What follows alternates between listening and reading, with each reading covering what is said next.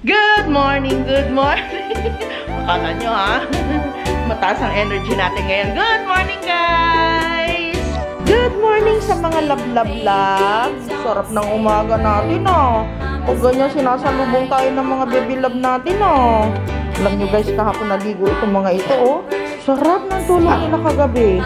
Opo, alika na. Dito na tayo, titignan ni mama yung lulutuin. Teka na! Ha? Tignan ni mama yung lulutuin ngayon. Oh, wait lang, wait. Si Papa, nag-ano na siya dito, luto na ng kanin. Dinamihan mo ba? Oy, ay. May kanin na kami. Tapos ako guys, magluluto ako ng pansit. Ayun, naglabas na siya ng ng isasahog natin sa pansit. Ayos.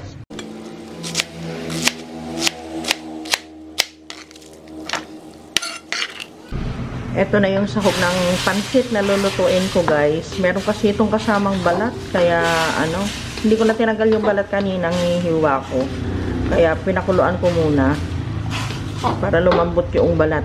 Diba kalimitan kapag ganito yung balat yun ang matigas. Malapit na tayo mag-isa.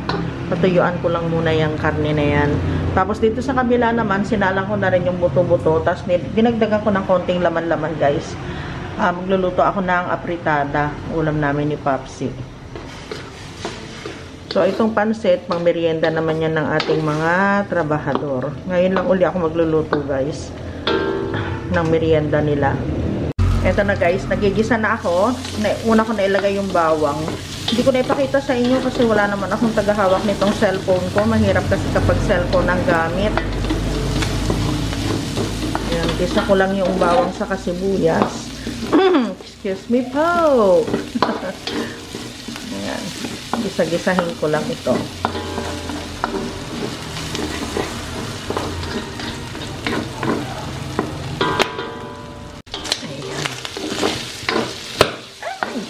Nako, ito ang mahirap kapag nailaga yung karne. Talagang ganyan. Kapag nagigisa, pumuputok-putok. Lalo na kapag merong taba. Malambot na yung taba. Kaya naggisa na rin ako guys. Tapos maglalagay na ako ng paminta. Hindi ko na ipapakita sa inyo. Walang maghahawak ng ating cellphone.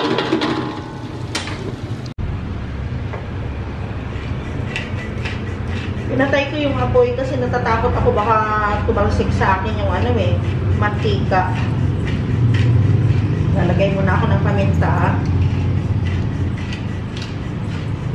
Ayan, pwede na. Ayan, maglagay na tayo ng toyo. Guys, flex ko lang ha. Alam ba ninyo na itong Marca Piña soy sauce na ito, hindi po ito sponsor ha. Hindi pala siya masyadong maalat, kaya maganda siya na gamitin. So, mula ngayon, Marca Piña na yung gagamitin ko. Kasi ayoko yung mahirap timplahin kasi yung ibang brand, masyado siyang maalat. Ayan. Magdagdag na lang tayo mamaya kapag kinulang sa alat. So, ito na yun guys. Pinapatay ko kasi tatalsik Pinapatay ko yung apoy. Baka isipin nyo kung sino yung pinapatay ko ha. So, ayan. Pagka lang nito, pagkakulo nito, maglalagay na ako ng tubig. Ayan, nakikita nyo yan, itong nasa ibabaw. Nagdagdag ako ng kalahating kutsaritang paminta. Okay, pwede na itong lagyan ng sabaw. O ng tubig.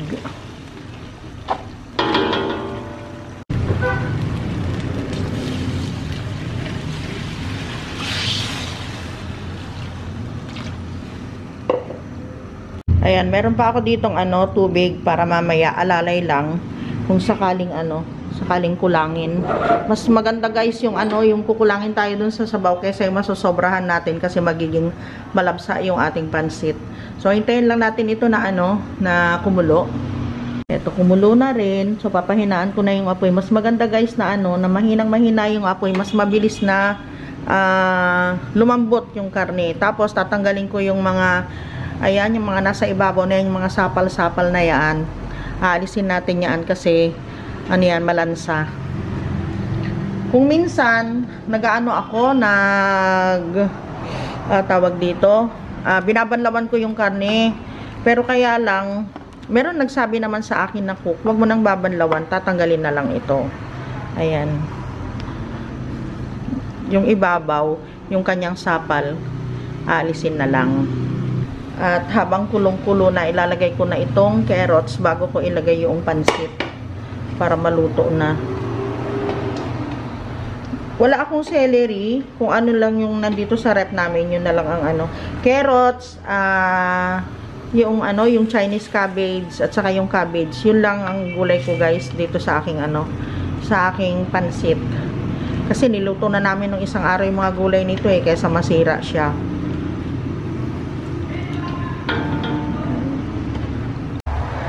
Ayan, pwede na, dahan-dahan nating ihulog yung pansit. Bali, itong pansit na niluluto ko guys, 1 kilo ito. So, tinatansya ko lang talaga. Wala naman akong measurement sa mga gani-ganito kasi mga lutong bahay. Itong mga ginagawa ko, lutong bahay lang naman po talaga. So, kung magugustuhan ninyo at hindi naman ganito ang style, iba naman syempre ang style ninyo ng mga pagluluto. Kung magugustuhan po ninyo ito, subukan po ninyo at okay naman. Kasi sila Ate Cheng, syempre, yung family ko, pag pinagluluto ko sila ng pansit noon sa Dubai, gustong-gusto din naman nila.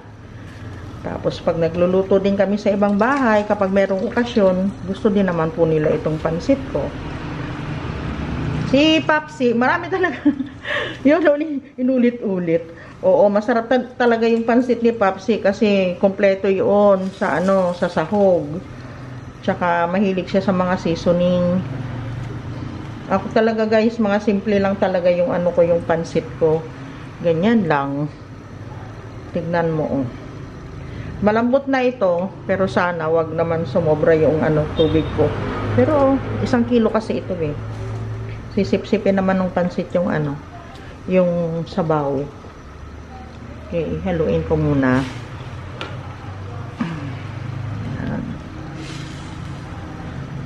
Kailangan meron ng lasa. Tama na yung timpla ng ating sabaw kapag ano, nilagay natin yung pansit. Yung iba medyo maalat ang ginagawa nila. Para tamang-tama kapag nilagay yung pansit.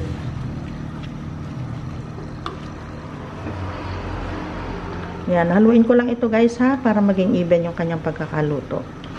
Balikan ko kayo mamaya. Guys, dalibang ako sa pagluluto. Alam niyo ba, nilagay ko na yung ano, yung gulay. Nilagay ko na rin itong ano, nalimutan ko guys, sorry. Tapos nagdagdag ako ng ano, ng toyo. So yung toyo yung ginagawa ko, naglalagay ako ng konti sa ano, sa lalagyan kagaya nito. Sa bowl, sa mangkok, o kaya sa baso, pwede kayo doon maglagay. Tapos doon nyo timplahin. Dinagdagan ko yung toyo ng tubig. Tapos binuhos ko dito guys. I'm very sorry. Hindi ko na pala naipakita sa inyo. Dumating kasi si Papsi. Akala ko naman nagmamadali siya. Kukunin niya itong pansit para doon sa merienda. Yung pala, kukuha lang siya dito ng pera at bibili sila ng materyales. So ayan guys.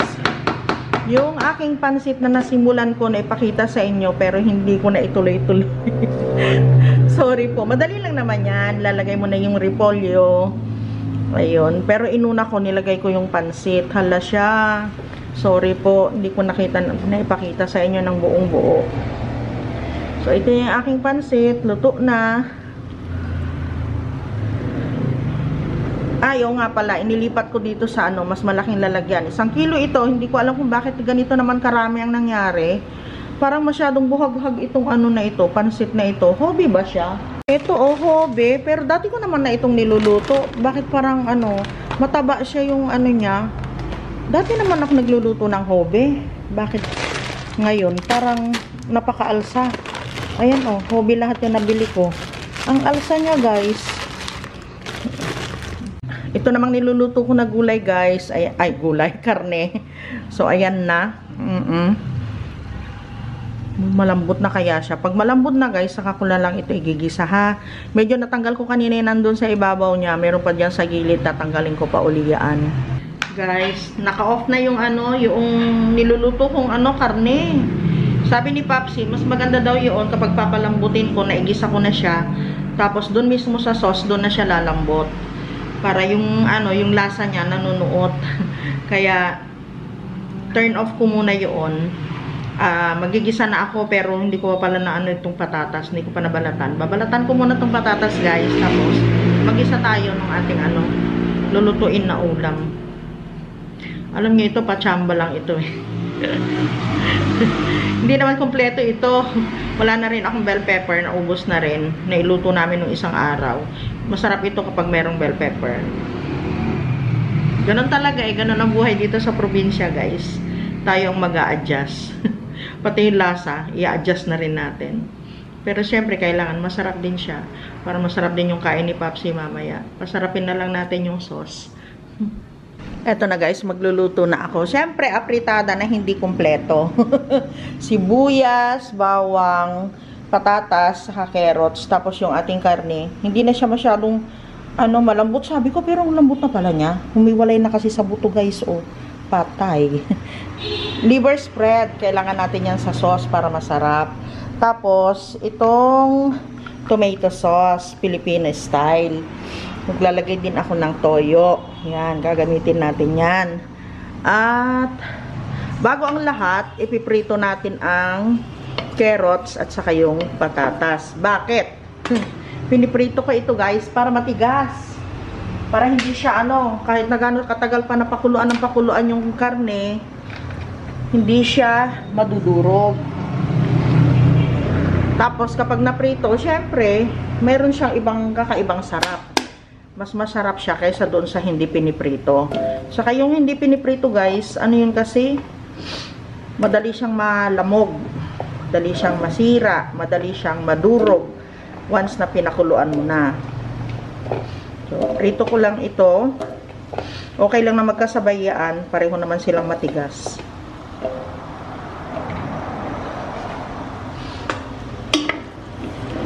I-golden brown natin ito. Ayan. Ito na yung patatas saka carrots guys. Inalis ko na. Magigisa na tayo. Ayan. So binawasan ko lang na kaunti yung mantika. Ilagay na natin yung sibuyas saka yung bawang. Ayan. Ay, ang bilis naman. Stainless kasi yung gamit natin eh.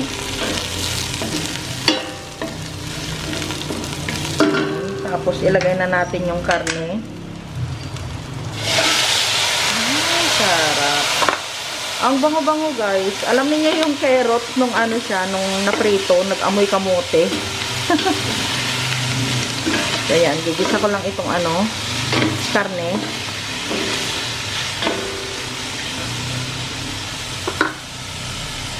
Ayan, maglagay tayo ng konting toyo.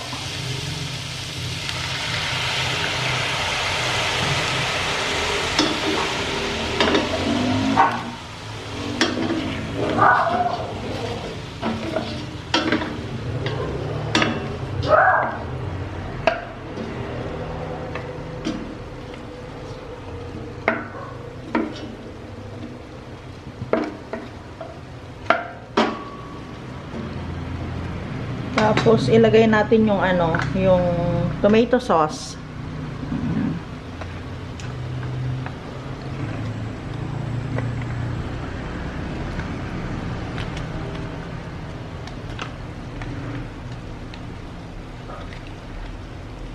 Kunin natin lahat, sayang.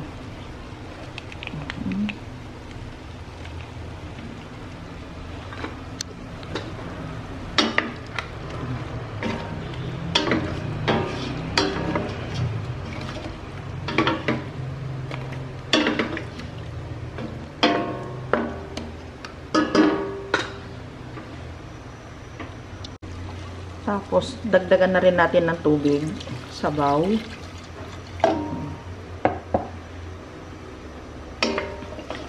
Yung yung green peas, mamaya ko na ilalagay. Sama ko na yung patatas at saka yung carrots.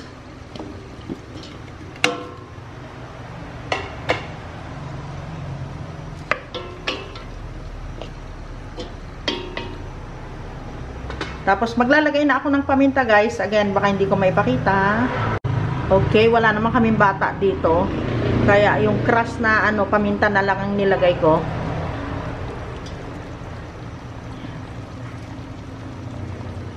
Kami lang ni Papsi ang kakain nito guys. Ayan. Yung ilalim kasi kailangan kong ganituhin para hindi masunog yung yung tomato sauce. Baka dumikit sa kaldero natin.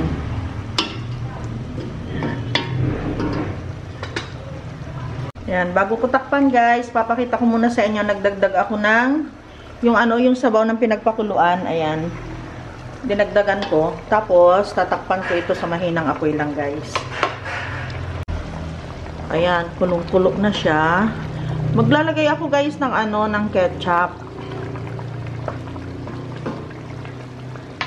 Meron ako ditong ketchup na yung tamis anghang. Ay, kasarap nito ba? Ito guys, kulang na nakalahati. Lagay ko na lahat. Para yung asim-asim niya, medyo maasim na medyo manamis-namis na maanghang, o diba? Sarap nun. Optional naman ito kung gusto lang ninyong lagyan. Yung iba kasi tomato sauce lang nilalagay nila eh. Meron akong kaibigan, hindi siya naglalagay ng tomato sauce. Yung talagang fresh na na kamatis. Tinatanggal niya yung buto. Yun ang nilalagay niya sa niya. Try din natin minsan yun guys. Yan, pakuluan ko pa.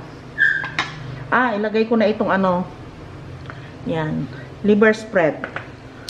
Ayan na guys, ihalo natin yung liver spread. Kailangan ko na palang bumili. Nag-iisa na ito. Para pag gusto nating makatikim ng mga ulam na merong sauce, meron tayong gagamitin kaysa naman bili tayo ng bili dyan sa labas, diba?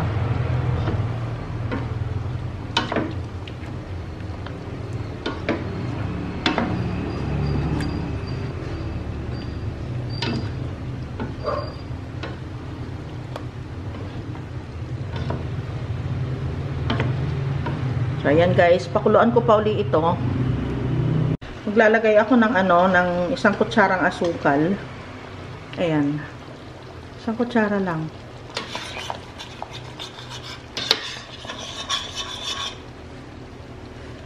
Tapos, ilagay ko na itong guys, itong green peas. Ayan. Luto na kasi ito. Kaya, hindi ko na pagtatagalin. Pag malapit na maluto, saka ko lang nilalagay yung green peas guys para hindi siya madurog.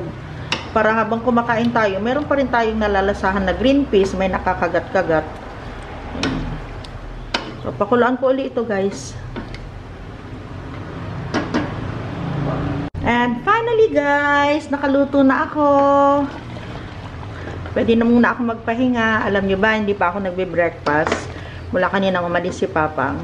Mag-alas 10 na po ng umaga. So, pag hindi ko talaga, hindi ko inayos, hindi ko inuna ang magluto.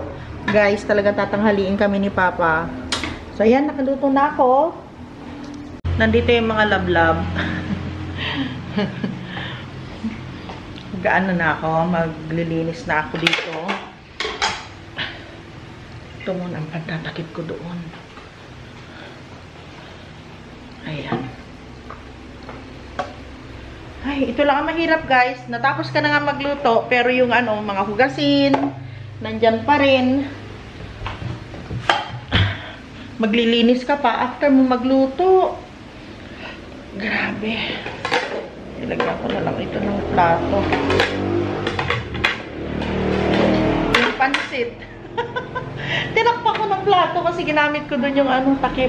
Tingnan ninyo, ito yung niluto sa akin ni Papsi kanina na na itlog. Tapos yung niluto ko na talong, prito. Ay, nahihilo na ako. Kain muna ako, guys. Kain na tayo. Dito na si Papa. Gutom ako, guys. Gutom na, gutom na. Pinainit ko na lang yung ulam namin. Yung pansit, kumain si Papsi ng pansit. Sana makakain pa siya ng ng rice ngayon. Oy!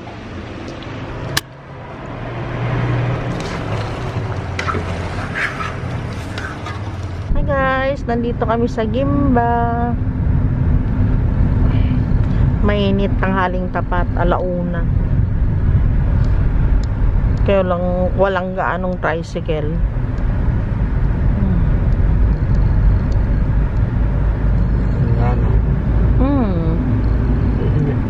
Konti lang tricycle. Mainit kasi eh. Tulog.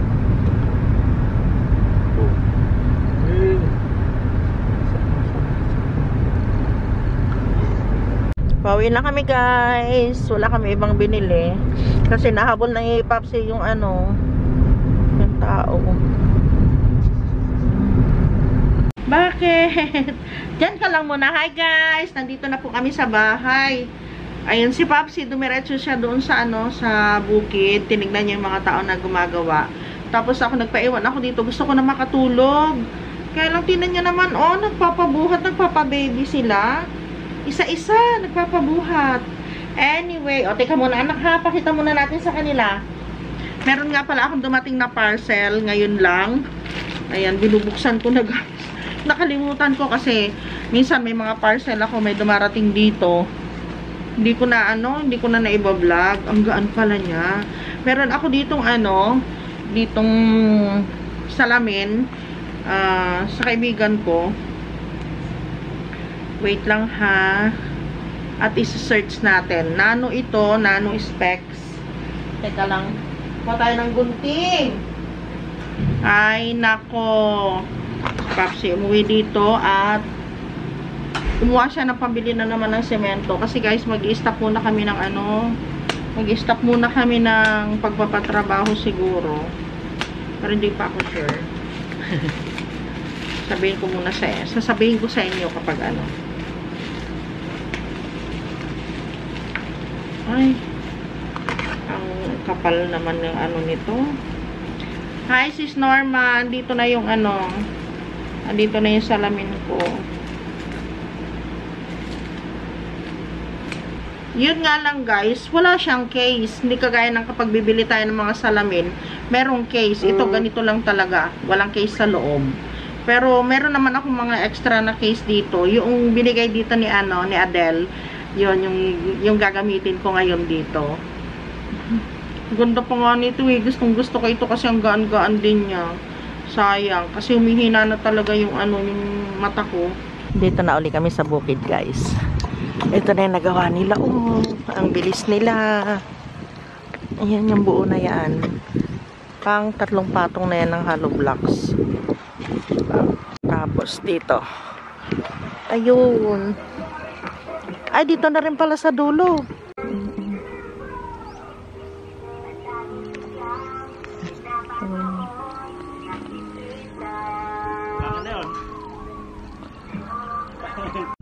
Yeah, meron pa kasi silang halo. Kaya nilagyan doon sa gabing taas ng hollow blocks pa. Iubos lang nila yung halo nila.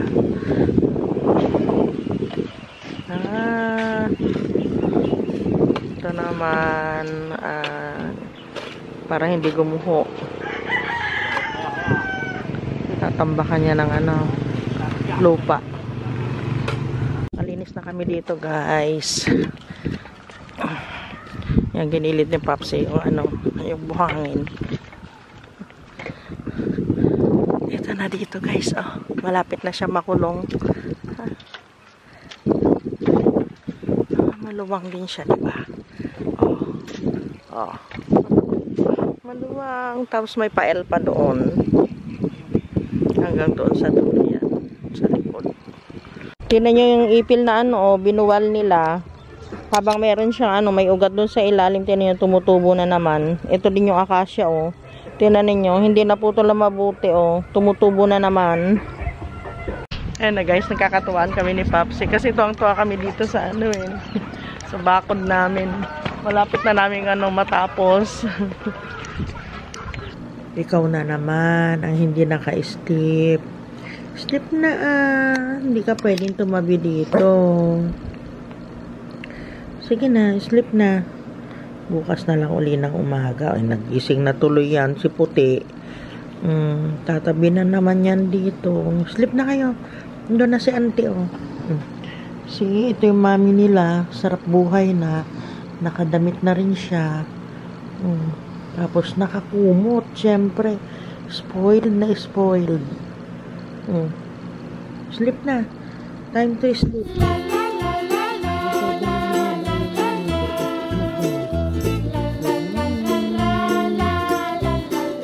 Ako na lang ang gising. Sa kanya si Chela. Lagi yan nakikiramdam sa akin. Matutulog na ba ako? Kung hihiga na ba ako? Lagi siya nakikiramdam. So, ayan guys. Punta kami ng bukid ngayon. Doon kami nag-dinner. Marami kami actually. Napaka-actually na naman. Opo, marami kami. Kaya ayan, gabi-gabi na. Sabi ni Papsi kanina, uwi na tayo kasi naantok na ako. Ako din, dati-dati alas 8 natutulog na kami. Okay na guys. Nagliligalig na naman itong aso. Si Chela. That's it guys. So magkita-kita ulit tayo.